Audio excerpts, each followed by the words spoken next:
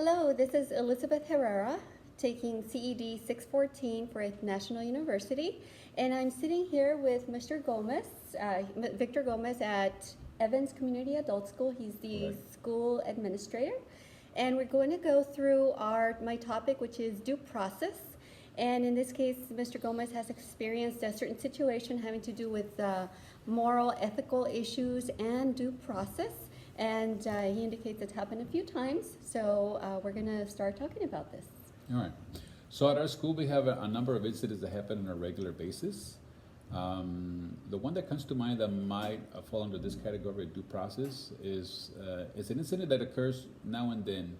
And it involves a new student that comes on campus and registered on the first day. And on that first day, registers or reports an incident. Mm-hmm. And it usually includes her or he reporting to class, brand new students who they've been to our school, and taking a seat next to somebody so that they're sitting there for a few minutes, maybe an hour, and then usually at the beginning of a class, and also and just before the break.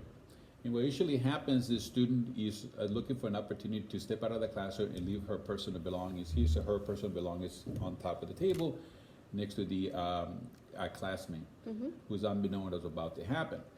And then that student walks away, and sure enough, when they return and they check the contents of the personal belongings in that bag or backpack or purse, it could be, they notice there's something missing. And they're very shocked and know that somebody has gone through their personal belongings during the time they went to the restroom or they stepped away from the classroom. And they usually leave when there's always a full class in there. So when they come back, they're shocked and dismayed at the fact that there's something missing, and they make sure that the whole class, including the teacher, knows there are things that are missing. Mm-hmm. Obviously, they started pointing fingers. They said, well, I had this personal belonging. It could be a watch, it could be a ring, it could be some money, it could be something of value that was in that purse or backpack. And obviously, the first person they turn to is that classmate sitting next to them, because they don't know him or her. Mm-hmm. And they were sitting there for extended period of time. And at one point, the fact that they stepped away meant that their personal belongings were there. So the obvious choice to accuse somebody is that person next to them. Okay. So when this incident happens, they usually end up in our in the main office, and the teacher who tried to negotiate or facilitate this issue calls for help from the main office, and an officer usually steps in, mm-hmm. and then brings both the accuser and the mm-hmm. classmate down to the office. Mm-hmm. And basically the situation is the student arrives, they step away from the classroom, leaves the personal belongings on the table, and then claims there's something missing mm-hmm. in there. It usually is cash, something of cash value. And so at that point it becomes something very dramatized by that person? Definitely. Uh-huh. So they make sure that it is very dramatized, so everybody's like looking at each other. Who could have done it? Who could have done it? Mm-hmm. And it usually involves cash.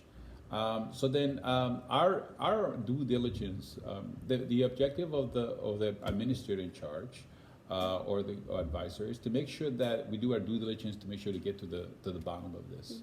Mm-hmm. So we give an opportunity for the accuser to present his or her case separately from the accused, from the young man or person who was sitting next to them, mm-hmm. to make sure that they make their cases, that what exactly happened from beginning to end. And this happens immediately as soon as the school officer goes to the classroom, he brings them both Correct. To your office? Because usually if they go back and forth, what usually happens if they go back and forth in the classrooms, it kind of creates a disturbance in the classroom because they already over-dramatize the situation.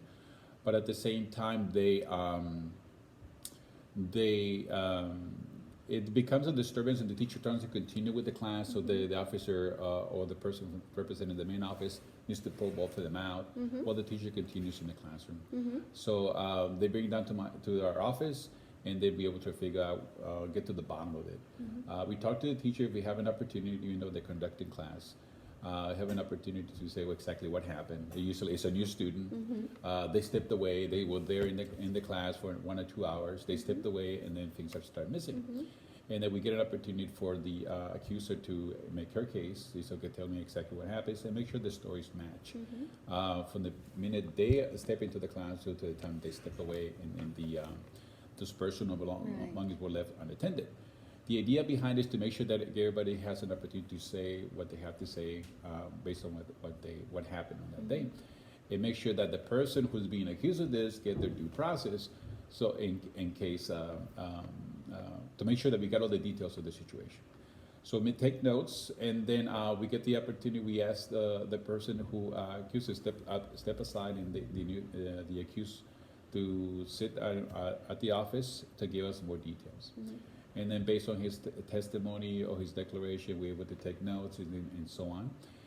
So that the third part is a little bit sensitive, because in any public school we cannot do a search unless we're given permission. So we got to ask the person who's being accused. He said, look, in order to clarify this, once we get all the details, and make sure that it matches what the teacher said, what the officer was told, what the accuser said, and what he said. He said, well, do you mind for us to be able to do a search, because we cannot do so unless we have his or her permission. And then most people concede to this, especially if they feel I have nothing to hide. I don't know why this I'm being accused of this. They usually is the defense, and then I'm willing to submit to a search. It consists of basically going to his or her backpack, and also getting to all these pockets that he might have. The officers, we're fortunate at these public schools that we have off-duty LAPD officers, but also school police officers that are pretty good at doing this. So they conduct a search right in front of me, because there has to be an administrative person for that to happen. And then we make sure that we get his or her authorization to do so. And once they do so, the fact that they're willing to do so right minutes after the incident happens tell us a lot about whether or not that person has it's very certain that it's trying to make a point that he's not the person who took those belongings, if anything was taken away. So once we do that, we determine whether there's anything there.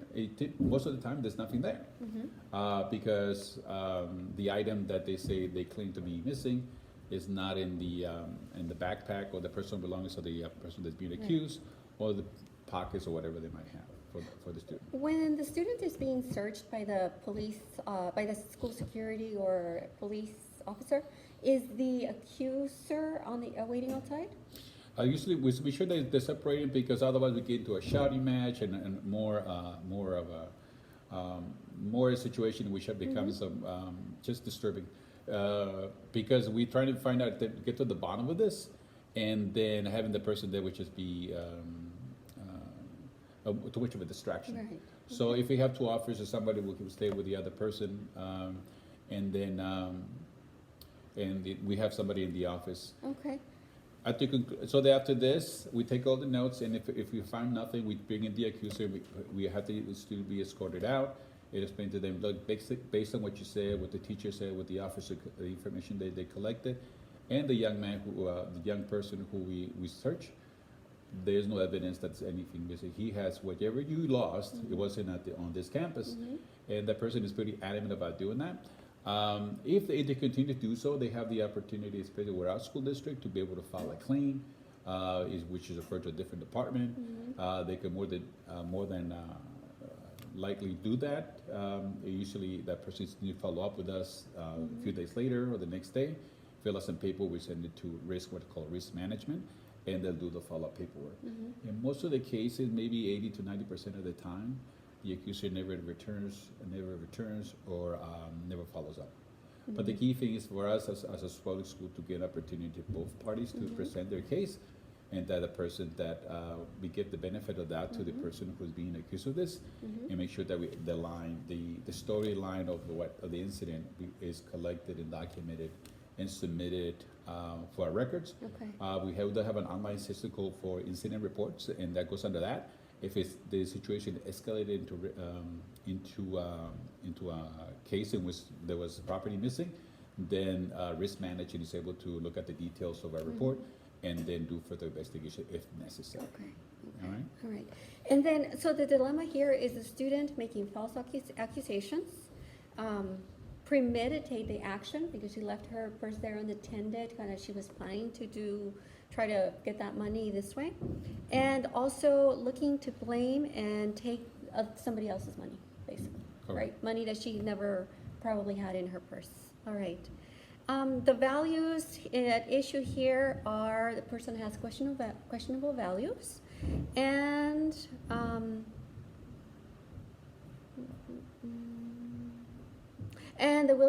the person is also willing to accuse an innocent person, right? So that person doesn't have much regard for the consequences. And let's see, so the school makes sure that you guys do due diligence and therefore, in the end, due process as well. Right, and make sure we document so we can share our notes with anybody else who wants to follow up. But we give both parties the benefit of the doubt, and in case that there was something missing, there's an opportunity for that person to follow up with additional paperwork, and eventually, if it needs to be referred to risk management, is done so. But also the opportunity for to the person who's being accused is to make his or her case. Is that, look, I don't know what he or she's talking about, but rather, you're more than willing to go through my personal belongings because I have nothing to hide. When witnesses or accused are willing to do that kind of stuff, that gives you a heads up. Hey, look, I think this person is somebody that we can give the benefit of the doubt comfortably because of the fact that he's willing to go through this. And the key idea here is make sure that he or she has an opportunity to present their case, so we can do a complete investigation and send it over to people that can do further follow-up. Okay, good. And I know one important thing you mentioned too is that the accused is innocent until proven guilty. So Correct. you take all the steps necessary in order to make sure that no one is no one is at fault unless there's proof. Got it. All right, Yes. perfect. Thank you so much. You're welcome. Yes, thank you.